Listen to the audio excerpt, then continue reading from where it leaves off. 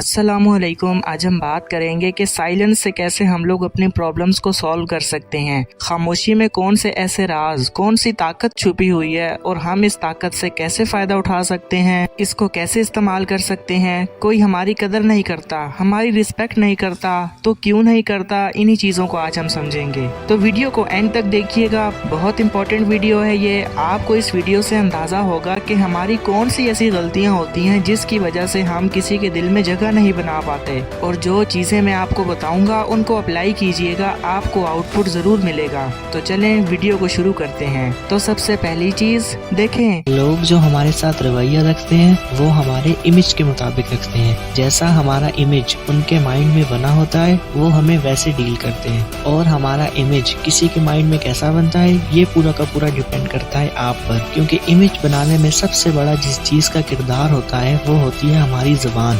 अगर हमने किसी के ऊपर गुस्सा करना है तो कैसे करते हैं, जुबान से। किसी को जेलसी फील करवानी हो तो कैसे करते हैं, जुबान से। किसी से कोई कंप्लेन करनी हो तो वो भी हम जुबान से करते हैं। हमारी जुबान हमारी शख्सियत का दरवाजा होती है, इसने हमारे बहुत से राजों पर पर्दा रखा होता है। और जब हम बोलते हैं तो हमारी सारी चीजें खुलकर सामने आ जाती हैं। और इस तरह की बातें करने से किसी के माइंड में हमारा नेगेटिव इमेज बनता है। तो इस चीज का सही यूज करें, उस इंसान के जहन में आपका सही इमेज बनेगा और फिर वो आपको ऑटोमेटिकली सही से डील करेगा। और कहा जाता है कि अगर तो आप किसी को जानना चाहते हैं ना कि वो कैसा है, तो उसे बोलने दे, खुलकर बोलने दे। आपको आधे से ज्यादा समझ आ जाएगी कि वो इंसान कैसा है। व्हाट्सएप पर स्टेटस और डीपी वगैरह जो लोग लगाते हैं तो इससे भी बहुत सारी चीजें सामने आ जाती हैं कि किसी की लाइफ कैसी चल रही है, वो आजकल इन दिनों कैसा फील कर रहा है। तो ये चीज भी जुबान में ही आ जाती है, क्योंकि जुबान हमारी सोच की अक्कासी कर रही होती है। सेकंड, आपने कभी सोचा है कि लोगों की आपस में बहस क्यों होती है? वो बहस इस वजह से करते हैं कि कहीं ना कहीं वो अगले को नीचा दिखाने की कोशिश कर रहे होते हैं, अगले बंदे से जीतना चाह रहे होते हैं।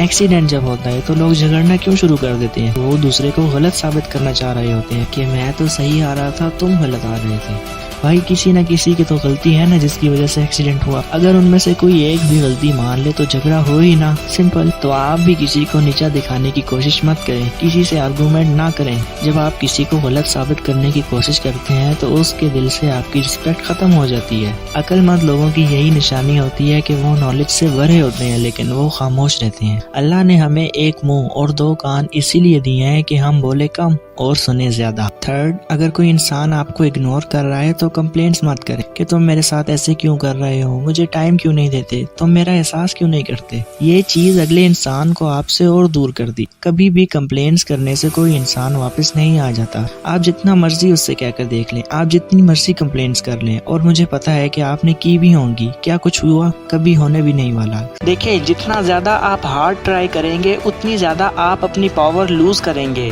और आप देखेंगे कि आपने बहुत ज्यादा हार्ड ट्राई किया है, और मे भी इस वक्त भी आप हार्ड ट्राई कर रहे हो किसी को इम्प्रेस करने के लिए या किसी की अटेंशन हासिल करने के लिए। लेकिन जितना ज्यादा आप हार्ड ट्राई कर रहे हो उतना ज्यादा आप पावरलेस बन रहे हो, उतना ही ज्यादा आपको चेज करना पड़ रहा है। अगला बंदा रिलैक्स है, वो सुकून में है, उसको किसी चीज की जरा बराबर भी फिक्र नहीं है। टेंशन किसको है? आपको। और हार्ड ट्राई भी कौन कर रहा है? आप कर रहे हो। और साइकोलॉजी ये कहती है कि जब आप किसी इंसान के लिए बहुत ज्यादा हार्ड ट्राई कर रहे होते हो, अगले इंसान की नजर में आप बिल्कुल जीरो हो जाते हो। अब इसका ये भी मतलब नहीं है कि आपने हार्ड ट्राई करना ही नहीं है, लेकिन कंटिन्यूअसली आप ही हार्ड ट्राई किए जा रहे हो, ये प्रॉब्लम है। आप किसी को तवज्जो दिए जा रहे हो, उसको केयर शो करवा रहे हो, उसको ओवर एक्सप्लेनेशंस दे रहे हो, तो ये चीज नहीं करनी है आपने। स्टॉप केयरिंग, इसके अंदर एक चीज आती है, इस बात को समझिएगा। सपोज आप किसी ऑफिस में काम करते हैं और आपका एक बॉस है, उसने एक मीटिंग को कैंसिल कर दिया या उसने छुट्टी कर ली। अब वो आकर आपको बार बार एक्सप्लेनेशंस नहीं देगा कि मैं बहुत लेट हो गया था, फलां हो गया था, मेरी गाड़ी का टायर पंचर हो गया था।